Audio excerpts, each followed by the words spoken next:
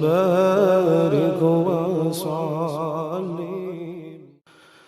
رسول اللہ صلی اللہ علیہ وآلہ وسلم کا ارشاد پاک ہے، اس مبارک ماہ رمضان کا دوسرا عشرہ باعث مغفرت ہے۔ استغفر اللہ ربی من کل ذنب اذنبته واتوب الیہ۔